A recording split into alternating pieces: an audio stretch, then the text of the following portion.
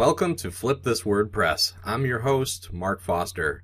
Today I will be attempting to migrate my WordPress blog from an old cPanel web host to a shiny new AWS Graviton instance. According to W3 Techs, WordPress is now used on over 40% of websites on the web. That is hundreds of millions of websites. Many, if not most of those websites are running on traditional x86 servers.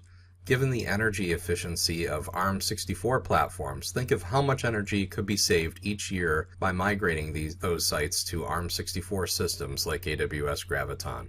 For this project, I'll be just doing one. After looking over the Graviton instances, I picked a T4G Small to host WordPress. It has 2 virtual CPUs and 2 GB of memory.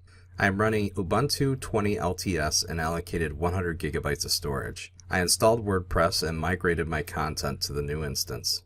All the underlying dependencies, including Ubuntu, Apache, PHP, and MySQL, run great on Graviton. AWS worked with the PHP community to optimize performance on ARM64 platforms.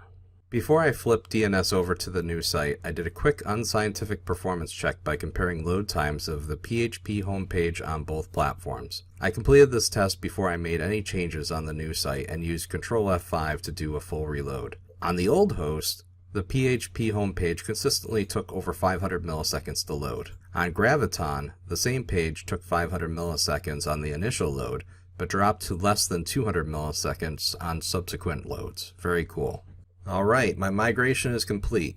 Here's what the old site looked like, and now here's what the new site looks like. In addition to moving the site to an AWS T4G Graviton instance, I made a few other changes.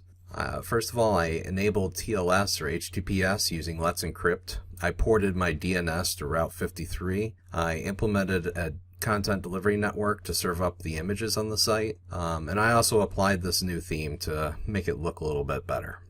So you might ask, what did you have to do differently to get WordPress running on an AWS Graviton instance? And the honest answer is I didn't have to change anything at all. The only thing I did differently was to fire up a T4G instance instead of one of the x86 EC2 instances.